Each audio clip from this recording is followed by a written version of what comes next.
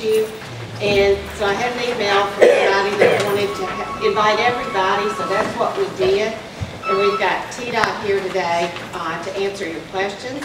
And I'll turn it over to Mayor Craighead first. See if he has anything to say. Just thank you for coming.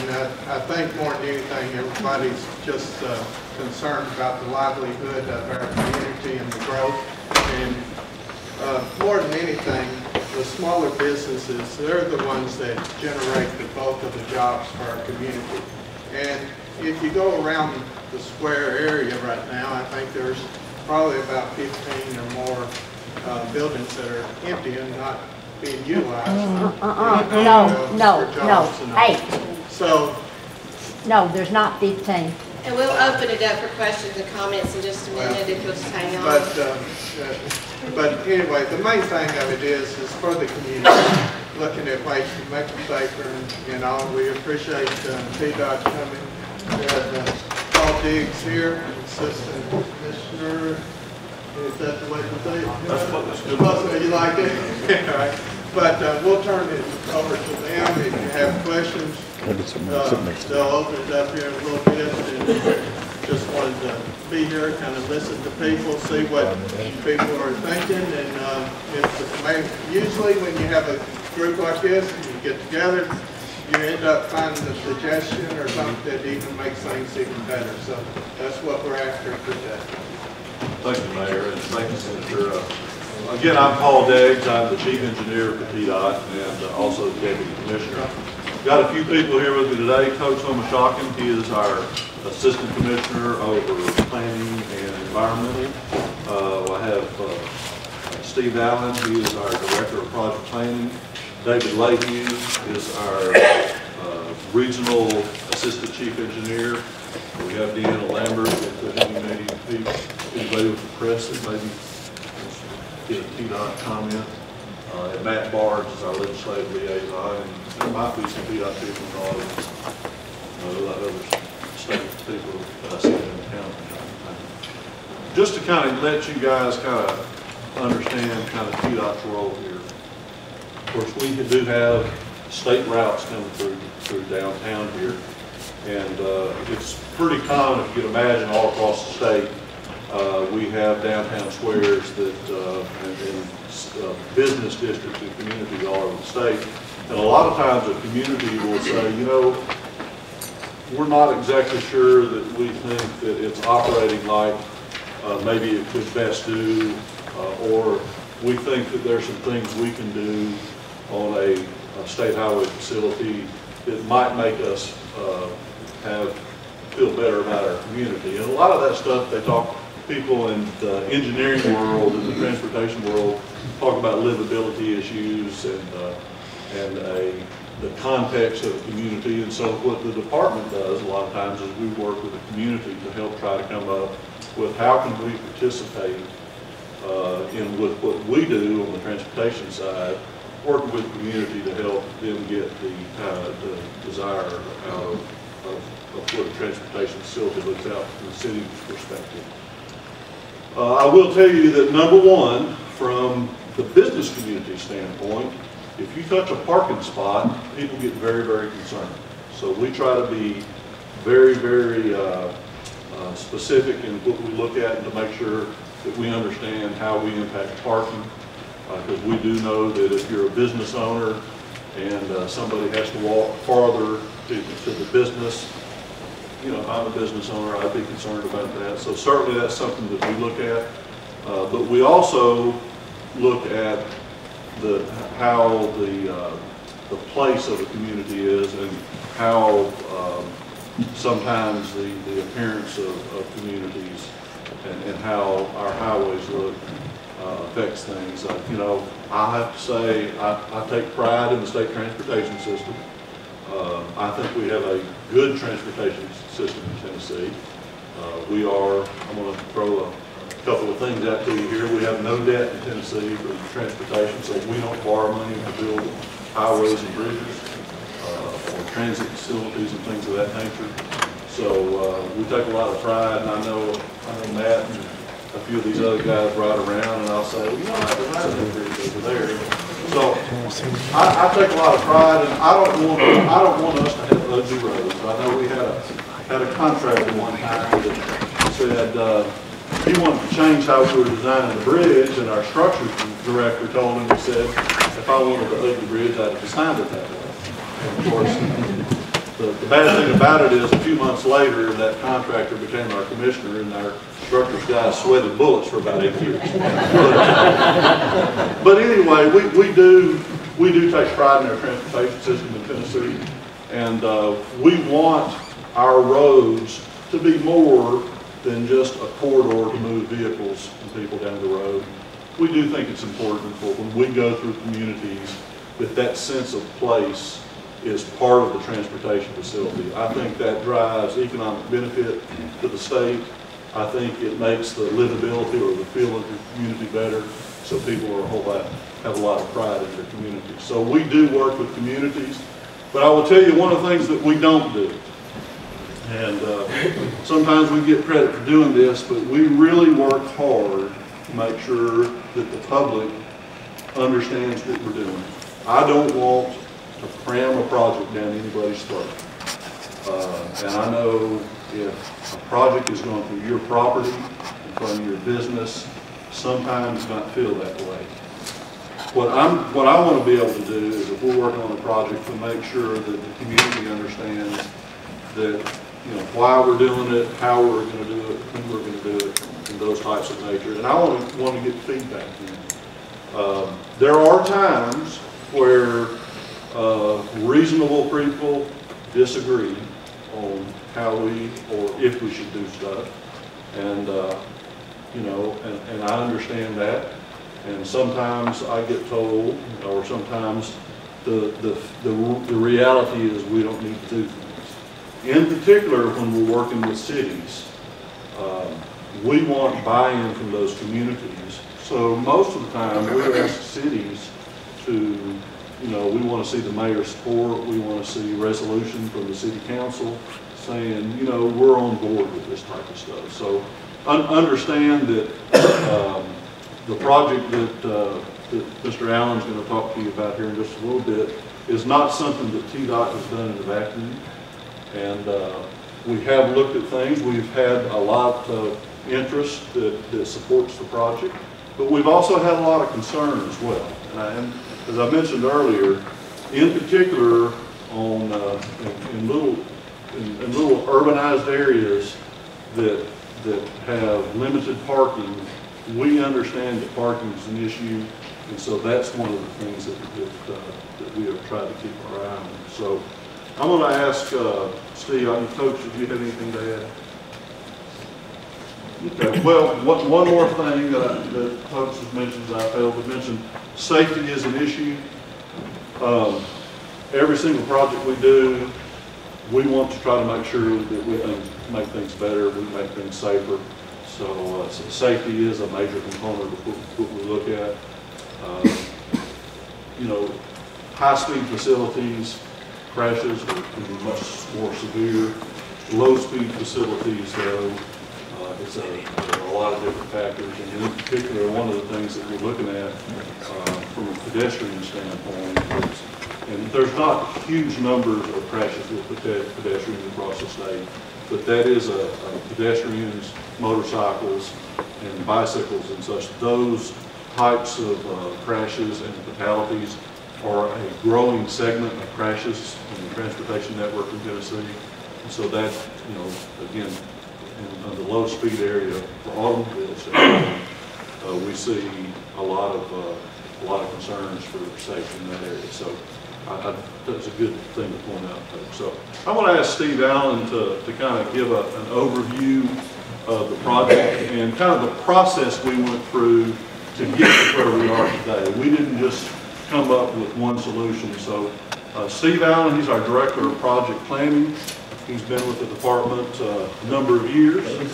37 years, and he is a lot of things. So Steve, if you kind of walk us through how we got to where we're at right now. Thank you, Paul, and thanks, Senator Perkins here and Mayor. I've met with some of you before, and some of the information was totally correct, and I'm gonna correct that tonight. I went back and we've gone through this, but when the city approached us about this project, they asked us to review the data. And first thing we did, we pulled the number of crashes that were occurring around the square. And from 2007 to 2011, there have been 27 crashes that have occurred around the square. And I believe since that time, there's been 2 pedestrians that have been struck. And fortunately, they were minor, and I don't believe there was really much injury to those, but, you know, we'd rather be reactive, proactive than to be reactive and not wait for someone to get hurt. So we saw that there was a safety issue that we needed to address. And we went through and looked at this. There's approximately 20,000 vehicles a day that enter the square from the 4 approaches. That's a high volume that, you know, makes that circular motion. Some come in one direction, go immediately out on the light. Some go through, some go all the way around. So, you know, it's a combination of all of those movements. So we looked at modifying what your existing movements were. And this is actually the 4th different iteration of that plan that what we looked at. And this is what concerned us, and what our major focus was to reduce under the existing conditions. Right now, there are, get this right this time.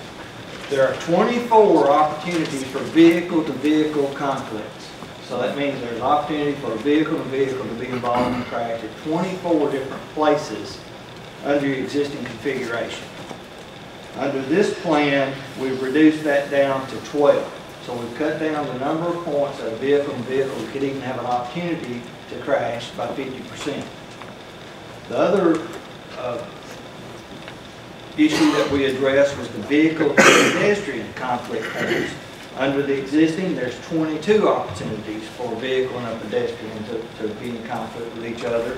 And under this plan, we've reduced it down to 12. So again, that's almost 50%. And neither one of the other plans had near the opportunities to make that type of reduction, especially when you talk about the number of vehicle-to-vehicle conflicts. So that was why, at the end of the day, we were recommending this plan. The city was in agreement with this plan, but it doesn't come without some other issues. Under the existing plan, there are 108 parking places, and they're actually counted on here. I went back and had them counted, they're numbered, so there's absolutely no doubt there's 108 places.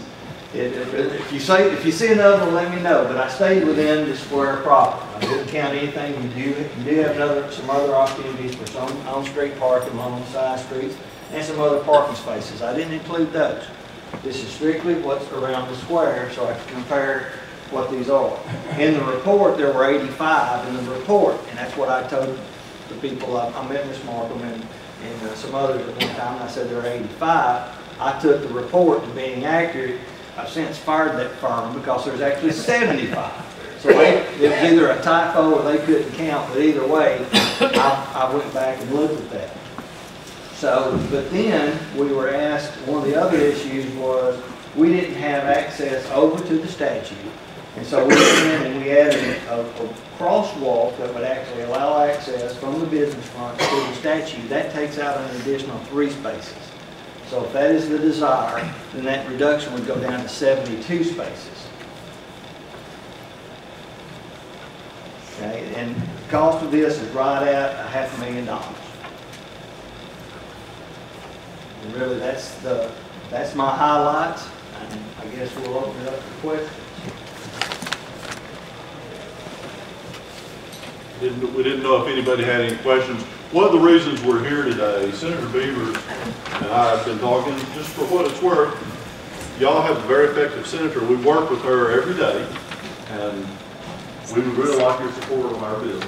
But I'm just playing with her. But I mean, you know, the senator is very responsive, and she asked us to come out and to meet today, because what we're trying to do is make sure that we have all the information we need to just, you know, to answer any questions and to see if this is the type of project that's appropriate for the city. Yes, sir. I have a question. Under the existing way it is now, if you park in front of the business around the square and you back out, try to back out, as cars are coming around, you got to be very careful or you'll get run over as you back out. sometimes you have to wait considerable length of time. Under the new plan, are we protected from our parking places around the square from the traffic flow as they come around the statue and go on out north or south, east or west? You are from the actual traffic flow itself that's around the circle. By these green areas here are actually curved landscaped islands. Yes. Yes, sir. The cost of the project was $500,000. How much of that is TDOT going to be responsible for? That hasn't been determined. Let me give you a little bit of feedback on that. We're responsible for state highways. When we have projects like this, typically we'll pay for the infrastructure component. If there are aesthetic features and things like that, we typically don't pay for those, and we look to the city to pay for that stuff. But the asphalt, the concrete, the road type stuff is typically what we'll pay for. So the vast majority of it will probably be paid by TDOT. Yes. Yes, ma'am.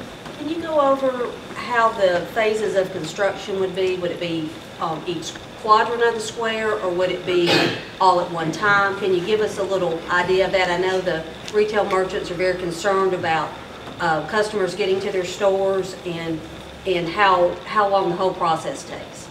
In that construction, I don't claim to be the construction expert, but about everything I've done with the department, that's the least amount of time I've spent. But we did talk to construction folks, and there were, again, when I met before, I said this would be a 6 to 12 month project. We went back and talked to construction. They believe they could do this in a 6-month period as long as we let the project to construction in the proper time, so you don't end up in the winter time, have bad weather and all of those.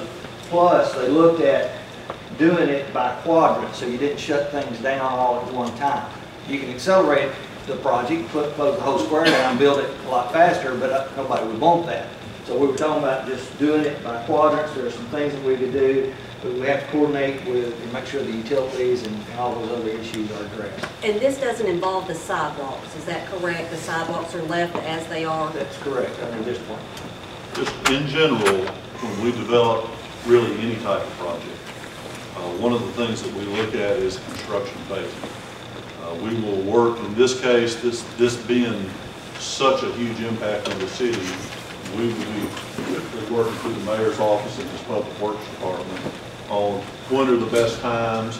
I would suspect there would be a big desire to, number one, you know, if we're going to do all this, number one, if we repave the square. A few years ago, we repaved the square through here. Just repaving it, you know, we would work with the community and say, well, you know, if you're having a big thing on a weekend, we don't need to be out there. Typically, we're going to try to do this stuff at night and looking at better times of the week. Again, working with the communities. Like I said, I think talking to our construction guys, based on our experience, we believe that doing this a quadrant at a time would probably be the best way to do it. But it would take coordination with local agency. It would take a lot of public notification. We'd be coming down and saying, you know, doing some media releases and saying, here's what we're going to do. What our experience is, if you give everybody plenty of notice, you know, and have a reasonable way of doing it, that we'll be able to reduce impacts on people and business.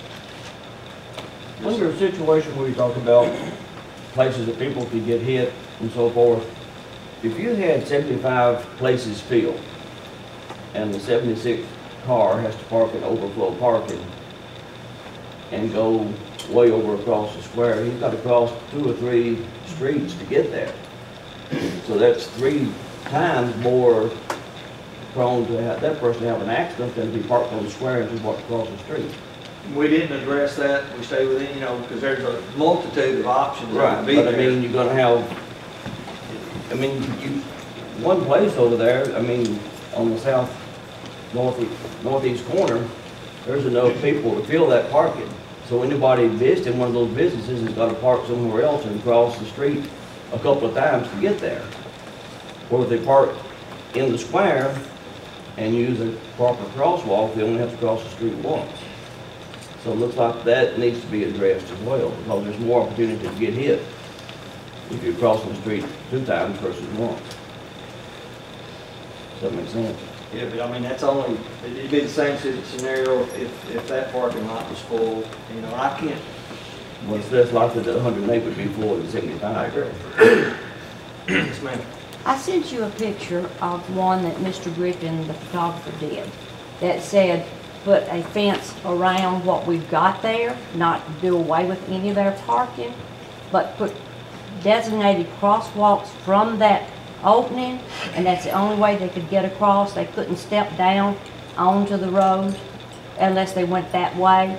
You could add as many crosswalks as you wanted to, but still, we would still have the parking. When you talk about parking right there and safety, you're pulling into that quad, and I'm told this all the time. You're pulling into that quad. If there's not a parking space, you've got to come over to this side. You've got to enter the flow of traffic. You've got to go up a few feet. You've got to enter the flow of traffic to go around the square. And most of them say they won't come back. They're gone. But when you park in this quad, you've got to walk from that side to this side. You're crossing a line of traffic.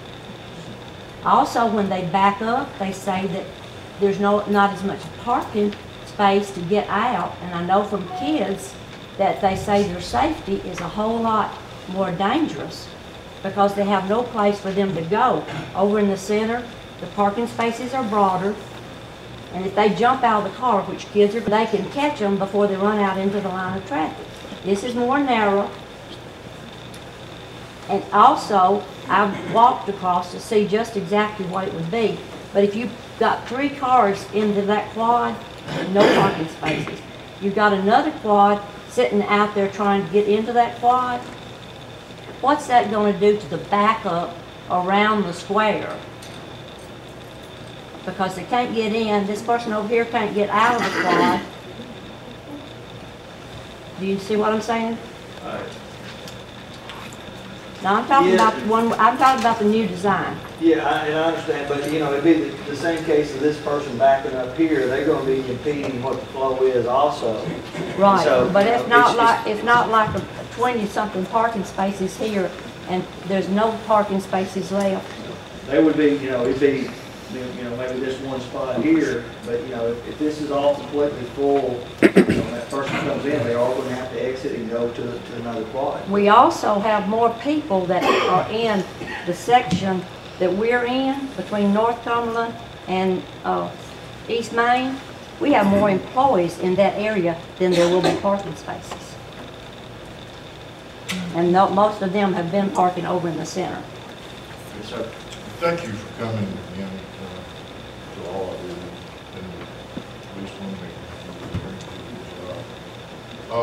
If I understood you correctly, this is funded and pushed because of safety primarily. Is that what I've heard, that you're going to do this out of a safety grant? No, we would be doing this out of our regular transportation budget. Okay. So I don't believe this, and I don't want to mislead anybody here.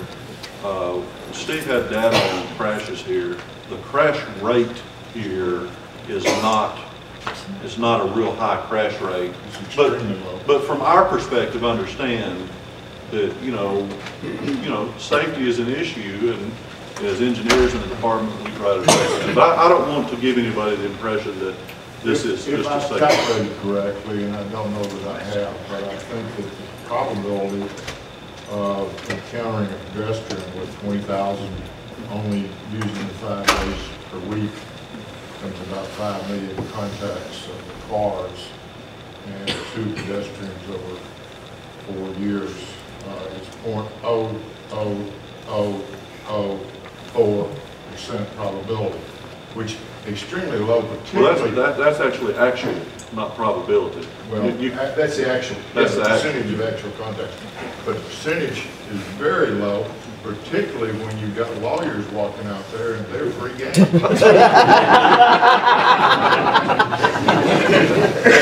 Yes, sir. I'm concerned about his property, about the loss of, I think you're down to 12 spaces now, is that what you're saying? No, it's down to 72 from the 108. 33. Okay. 36, yeah. How many total is that now? 30?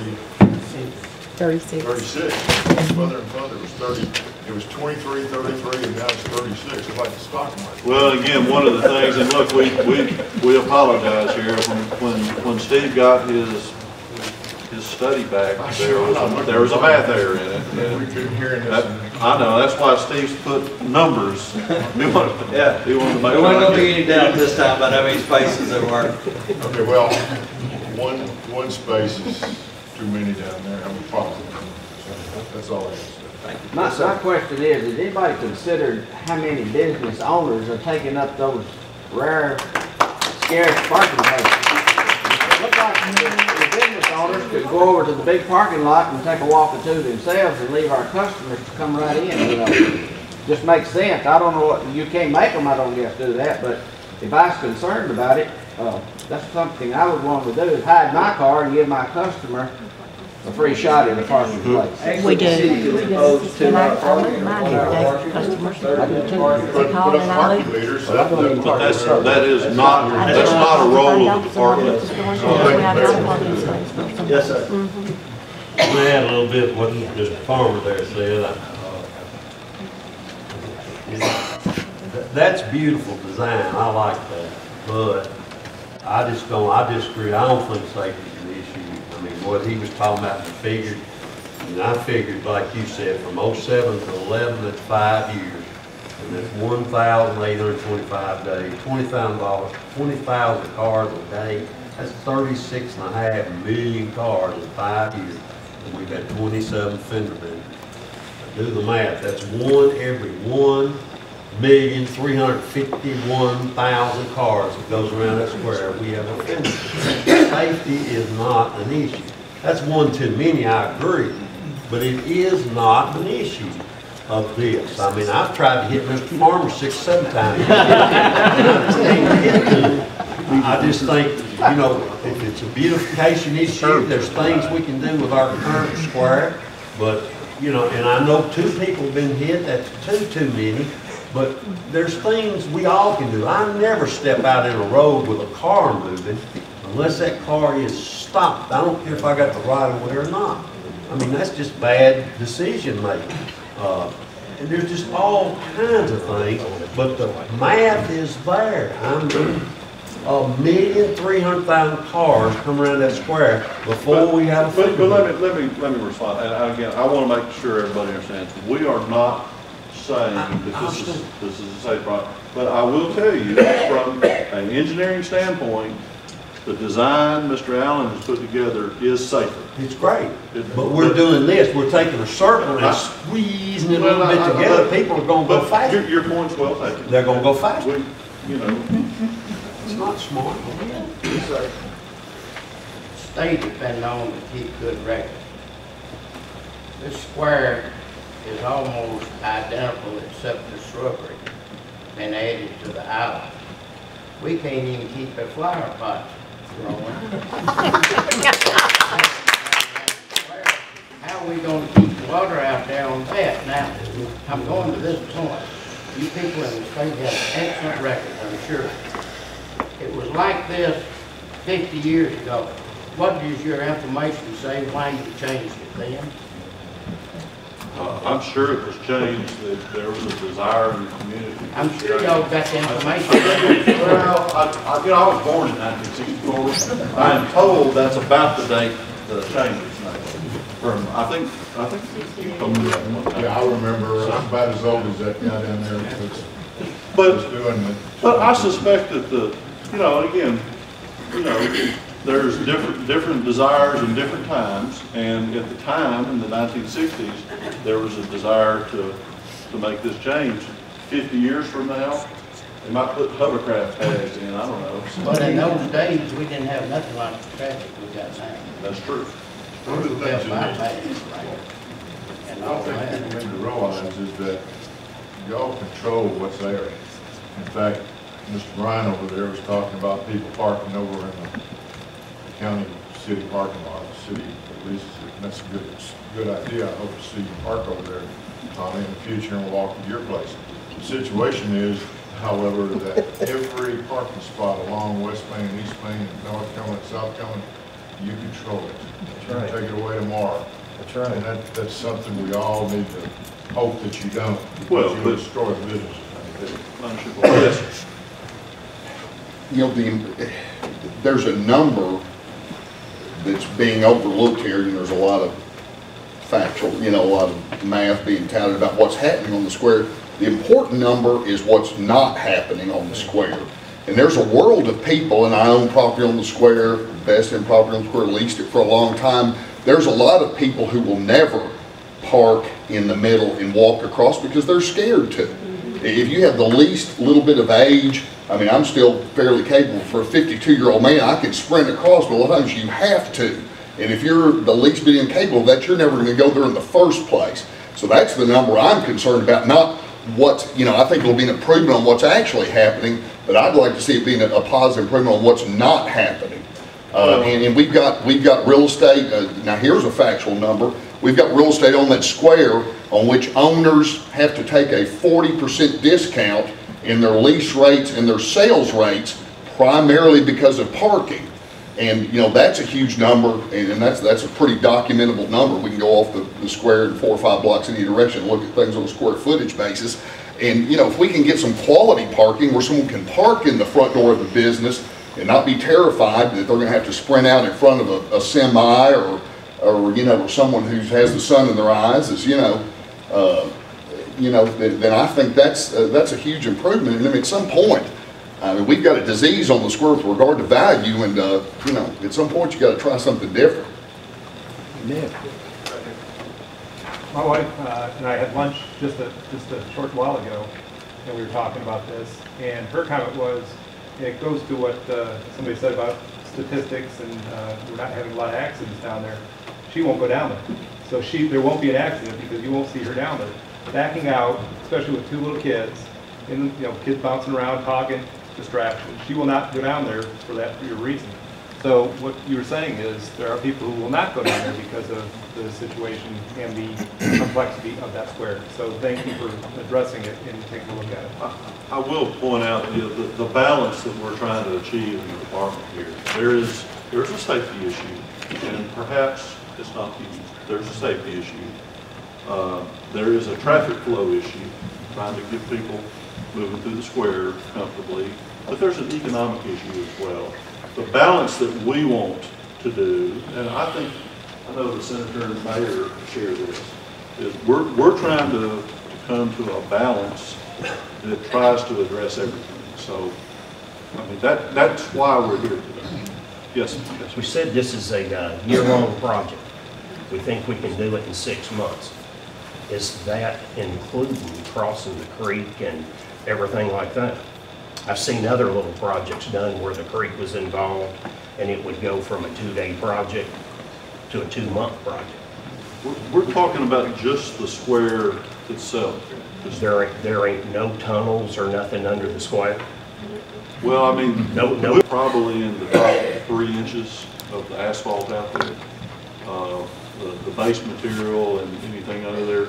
There might be some utility work that needs to be done. That would be part of the project development process. So there might be a few trenches for some utilities. I don't know that offhand. But still, it's going to be a 6-month project, 12-month project, 2 years? Our estimate from talking to our construction staff is that they believe we can be in and out in 6 months. At the same time, during that 6 months, we could do it to where the business owners could still operate and where traffic could still traverse the square. That's what I'm looking for. It'd typically be night work and maybe short durations where we had to do a little more. Yes. Yes, I'm Joe Adams. I would like to echo Greg's comments as far as what's not going on in the square.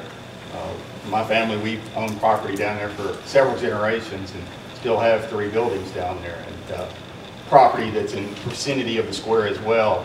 And it's an economic issue. I know we've talked a lot about the safety, but there is a huge economic issue down there, and it has to be addressed. And I think Greg has hit on an important point here, is something has to be done to help bring people to that vicinity. And doing that through this project, I think is a great idea, and I support it entirely. what you're saying. I want to know, or if it's available, from 2007 to 2011, we had 27 incidents. What is the concentration in the last 2 years? Because our square is completely different in business structure and the amount of businesses that are there and open every day. Yes, we had businesses that were open before, but we see more vibrancy down there happening right now. And there's been a lot of discussion about that the square is busier now than what it was 4 years ago. So is there a larger concentration of incidents happening now? With that, I can tell you firsthand, I'm an adult, I look both ways before I cross the street, I make eye contact with the drivers before I cross, but about 3 weeks ago, I was walking when there was no traffic. And someone came flipping around the square, not paying attention, eating, cell phone, doing whatever they were doing. If my husband didn't yank me back while the police officer was, I'm sorry, I'm passionate about this, was sitting right there writing tickets. This person didn't care, didn't see, was flying around. If he didn't pull me, I would have been the next person hit, like Rick. And I'm a responsible adult. I look both ways. But my bigger concern is we are growing. We are continuing to grow. We are continuing to thrive. The more people that are coming down, we're going to have more incidents. Well, I will tell you just in short, the information we use for crashes is the department. We help fund a database that the Department of Safety manages. Every time a police officer or a highway patrolman does a crash report, it goes into this database. We use that material. When Steve does a design on something, he has to pull the data that's in there, and there is a time delay for that stuff in there. So that we do see trends and stuff, but Steve has to work on the information that's available. My point is just that we are growing and we're continuing to grow. Yes, ma'am. I'm 82 years old, and some of you are going to get that old someday, I hope. And I go to the square a lot, but I always try to get someone to drop me off in front of the chamber. I was walking, and I, like her, look both directions and make sure nothing's coming. There is a semi-truck somewhere with a dent in her truck, because as I was walking safely, I was in the middle, and this truck came buzzing around. I took my cane and I whacked it. I had not jumped back. I wonder what I'm from Mount Juliet, so I'm kind of on the, what's the present capacity of the situation there in the square as opposed to traffic capacity of the new design? They're both, as far as capacity goes, they both function the same. You know, you still have the same movements going around. You're not going to be, you know, again, unless there's an incident there, you're not going to be impeded with the flow. We still think, and I can't prove this with numbers, but intuitively, I believe this is actually going to flow a little better because you don't have the conflicts right out there among the traffic lanes. I think, but I think in general, the number of lanes going in and the number of lanes going out is remaining the same. Right. So the throughput of traffic, this project really isn't going to address. But intuitively, as engineers, we know fewer conflict points should result in fewer delays. But this is it's a low-speed facility. I think it goes back to some of the safety discussion. It is a low-speed facility, 15 miles an hour or 20 miles an hour maybe is what it's operating at. So it's a low-speed facility, you know, coming in and doubling the lanes and all that kind of stuff. We as engineers, we get accused sometimes of wanting to pave everything and build multiple lanes everywhere. We don't think adding additional laneage through here to try to get more throughput is the solution to the problem, because the balance here is throughput and economic viability of the community. People are coming to the square to shop and do business, and some of them are driving through, but it's that balance that we're trying to get. How many lanes of traffic will be in the roundabout? One or two? Just one? Are we not near capacity? From what I'm reading, 20 to 25,000 is about as many as a single line in lane can handle. That's your entering volume, so they're not all there at one time. Okay. So that you can't relate a two-lane road and 20,000 vehicles to this situation. Okay. And one other comment, and this is to you, Doug. I did the parking ratio. We're at like 1.27 right now.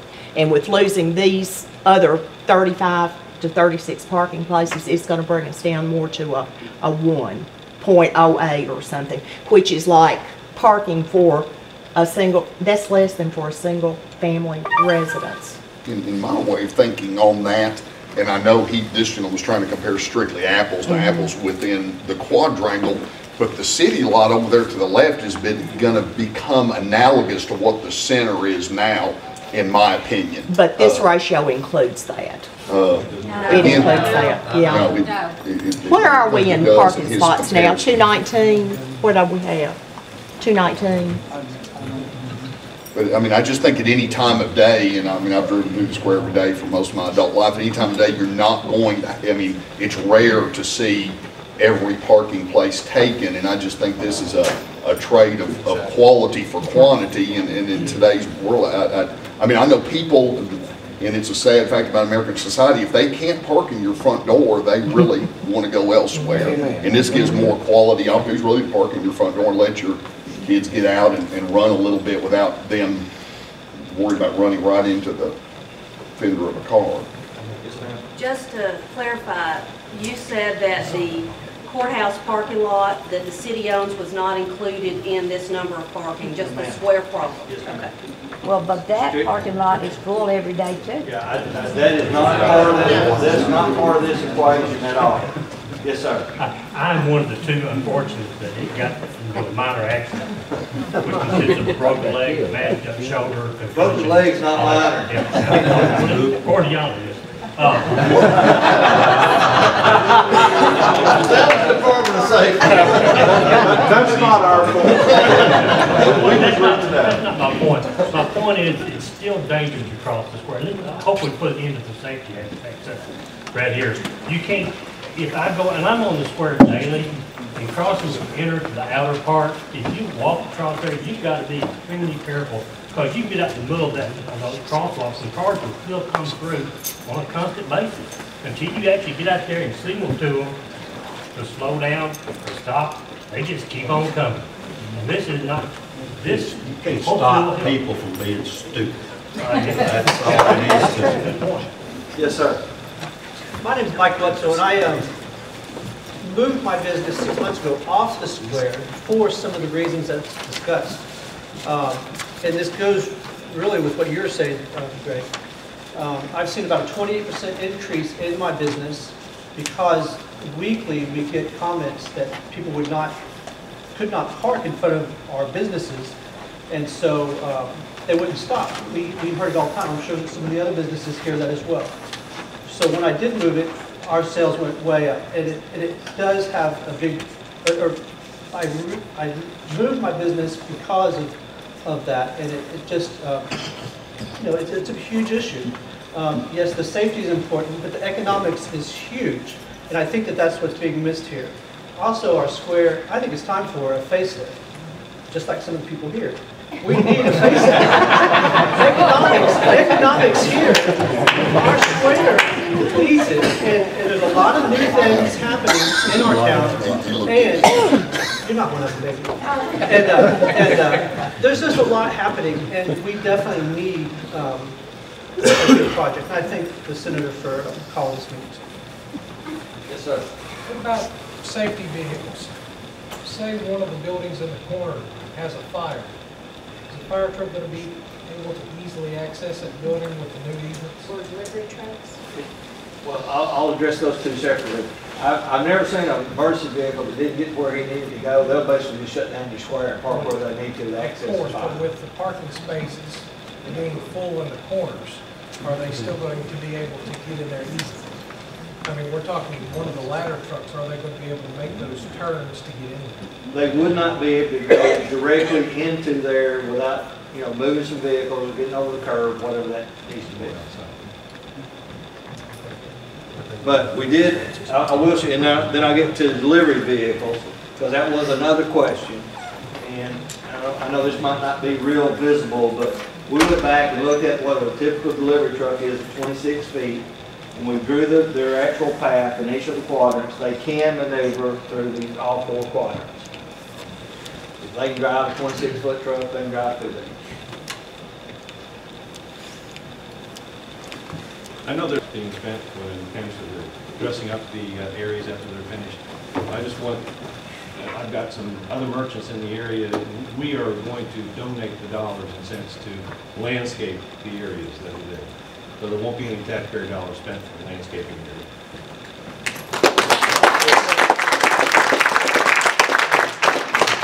Who's gonna take care of it?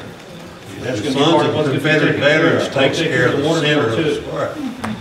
So who's gonna take care of it? City's not. I would like to say, We spent This thousands of dollars on that This square gentleman had a question. in landscaping. Yes, sir. Well, to start along the same lines, I mean, I think it would be a good investment. If the city needs to take care of this landscaping and keep this looking good, then the city needs to do that. Everybody's talking about parking and being convenient and all that kind of stuff. We're sort of just a little bit spoiled. How many people get to park right out in front of Walmart? How many people get to park right out in front of the Regal movie theater?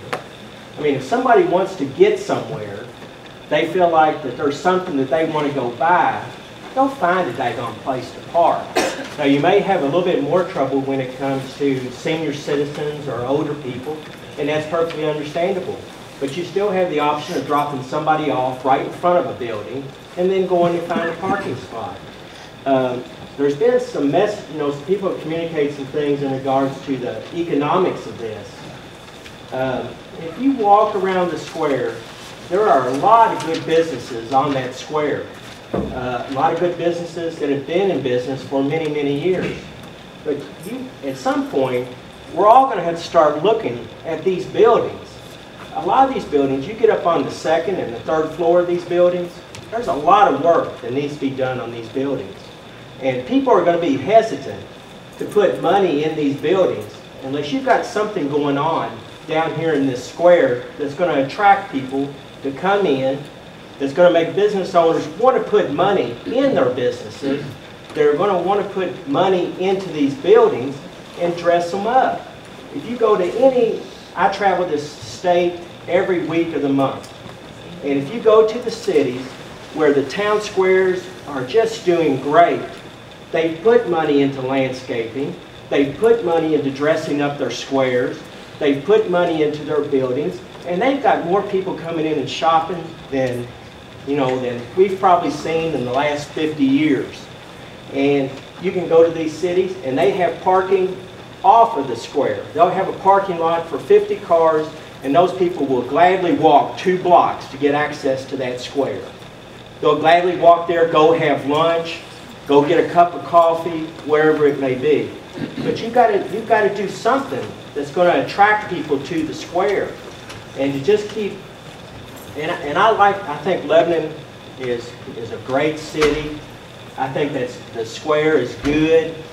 But I think we need to be thinking about long-term how we can make the square better so that 10 years from now, these buildings are going to get the kind of work that they need, that something's going to be attracting people to come down to the square.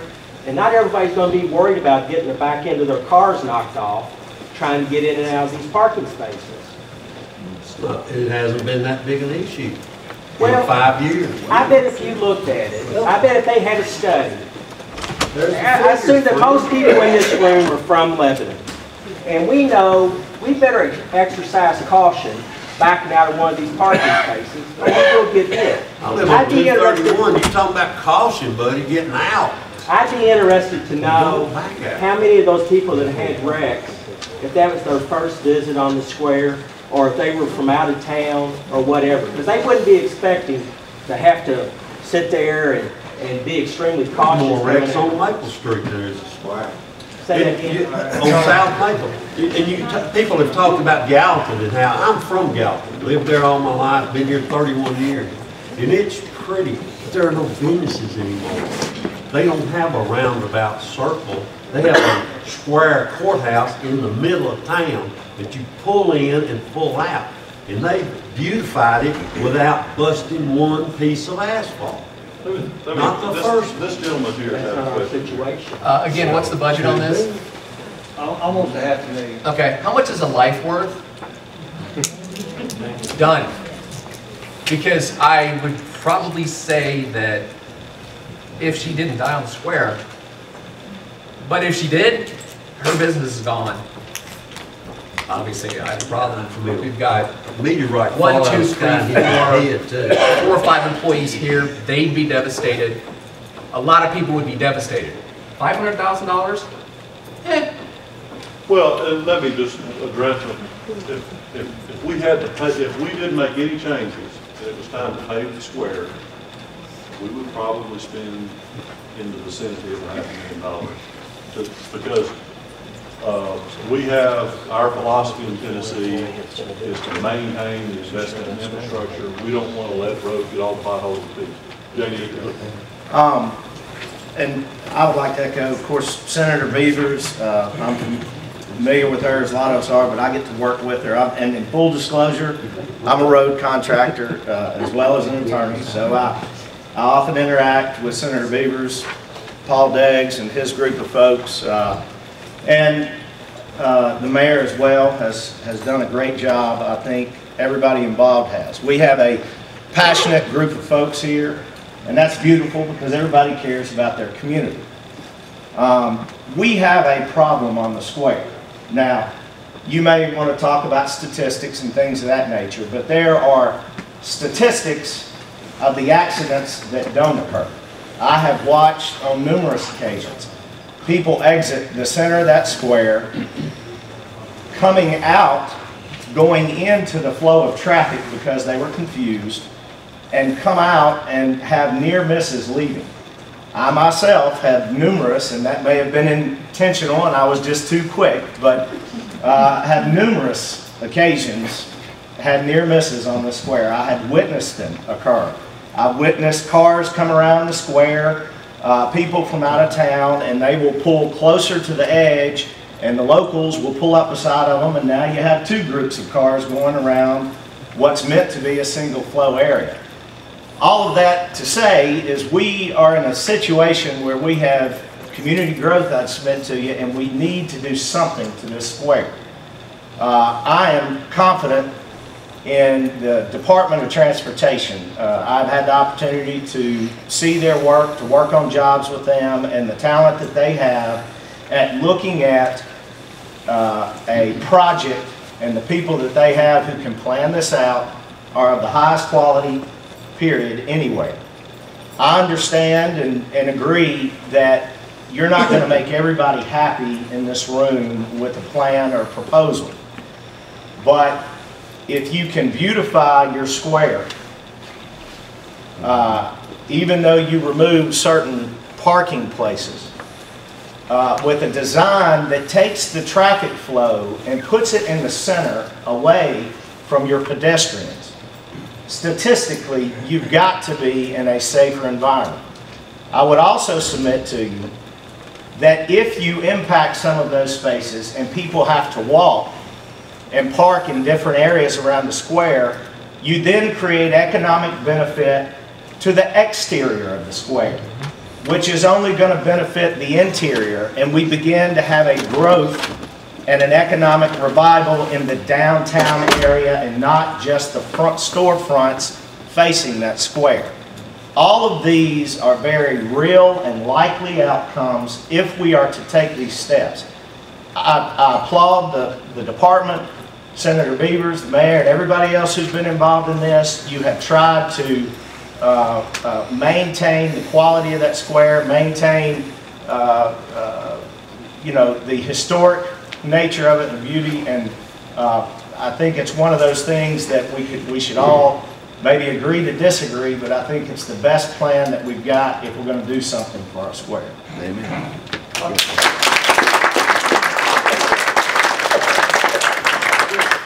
And this is just a voice of some experience. You know, if y'all can imagine, the discussion you're having today in your community is not dissimilar to what we've worked with other communities across the state.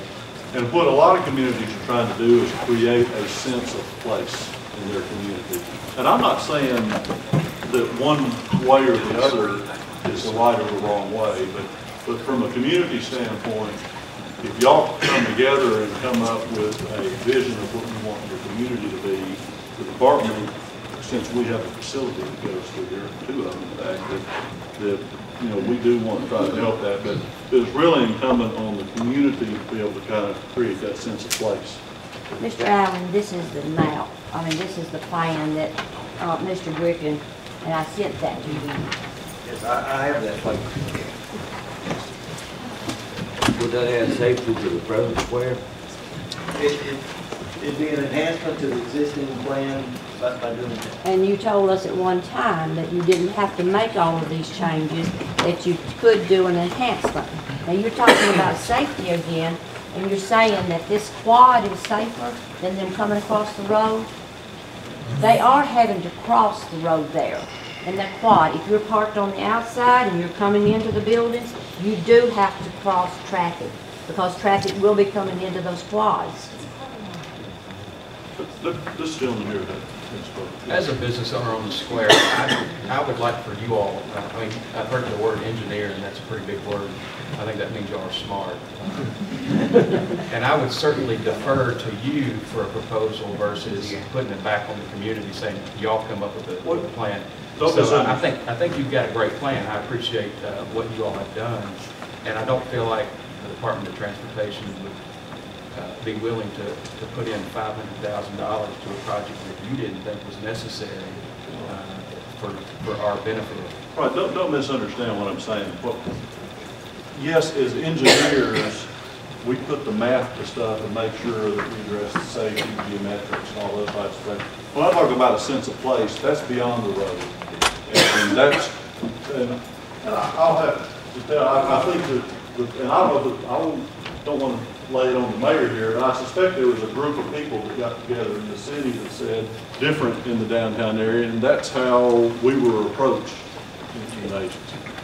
Kind of to distill your comments and to build on comments the last 3 or 4 speakers who spoke in the affirmative on this project, we really have a chance to make the square safer, but even more important to that, it's going to go to economics, it's going to go to use, it's going to go to quality of life, it's going to go to future opportunity that we don't even know anything about today. We really have a chance to make the square friendlier. You know, and if we don't make it friendlier, it just doesn't have much of a future. And I know I've been in the real estate business long enough to, you know, almost get sick to my stomach when I hear someone compare Lebanon to Franklin. But, you know, they have several street fairs in Franklin during the year. And I don't think we have any street fairs on the square. I mean, it's a big enough rodeo just to park in the middle and get over to a business, you know. And those things really help. And, you know, it's a big quality of life enhancement throughout the year. Does anybody have, I mean, we're looking for some information and I mean, it's kind of late on, I got to catch an airplane in the morning, Saturday. There's a picture of the way the square used to be. 50 years ago, they changed it like it is today, so they gave 60 parking places. And that was a nightmare. I was here when it changed. It's 49 years ago. And I've been in business here for, I stayed in business 43 years, and I'm still here today. I go to the office every day. Take a look at it. Does anybody have anything? One other thing, my wife and I have recently gotten interested in the Black History Commission committee in the restoration of Pickett Chapel. That process is about to take off, we think, due to Mr. Alexander and others. And the historic value of the downtown is tremendous, but it does need to be enhanced, as we hope the Pickett Chapel project will enhance the downtown. So we appreciate the help that he's given the Black History Committee to get that going, and we hope it will be a jewel in this crown.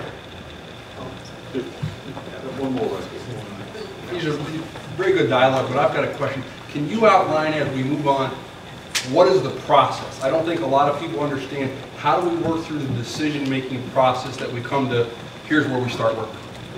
Well, right now, we have just been in the planning mode.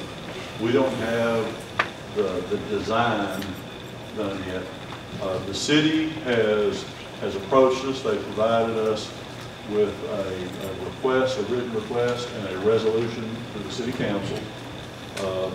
And we were ready to proceed on with the design when we started getting a lot of concern, and the mayor said, well, you know, we probably ought to slow down a little bit here, and he worked with Mr. Allen to make sure that the public had an understanding of what we were doing. So our next step is working through the mayor's office. We wanted to make sure that we had addressed everybody's concerns. Frankly, we had a bust with some numbers here. We wanted to make sure everybody understood the numbers correctly. And our thought would be if the city is satisfied with the design or wants us to tweak the design somewhat, that we would start up with the design and start looking at putting a set of plans together and start seeing what would be a good schedule for the work to be done. But I don't have a firm time frame. I would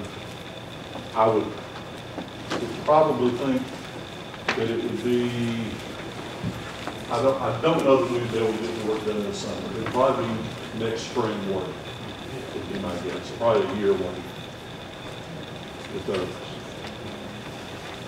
Got to wrap it up. One last comment.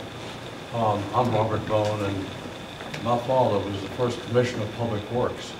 As a little boy growing up, he told me that he had walked under the square all the way up East Main to where the Coca-Cola company used to be, where it caved in recently. And I don't know how much of a cavern is under there, but I think the engineers need to look at underground Lebanon a little bit. He also received a WPA grant to clean out the town creek under the square.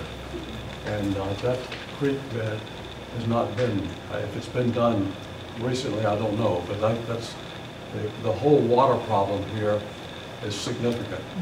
And we are aware of the flooding issue. This project will not address that.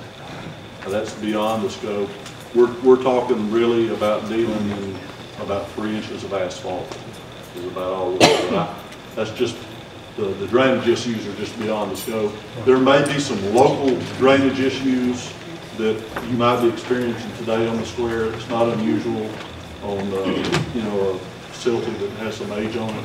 So we might be able to address some rainfall type issues, but as far as the larger stuff, we wouldn't be able to address it. Sir, I think what Mr. Bone's talking about, I can remember a tank falling in on the square. Well, and I know we've had... Where the old spring was, and I've seen it open, and there's timbers under there. Yeah, I know on East Main we had some caverns collapse. But this is over in what we used to be, old folks call the Devil's Elbow.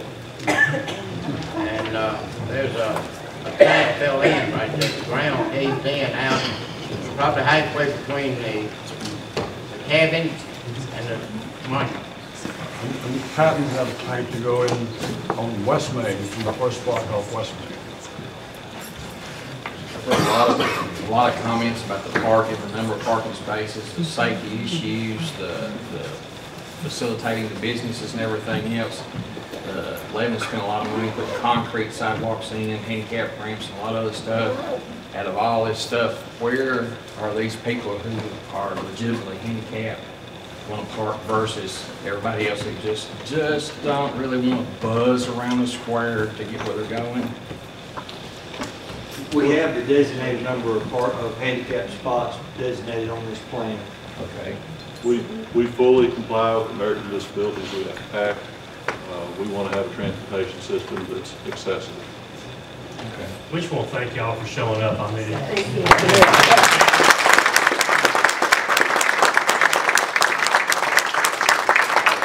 I'll just reiterate that we appreciate you showing up and answering questions for people. I'm sure they'll be here for a few minutes if you have questions, but it's Friday night and I'm sure they want to go home. So it's been a long day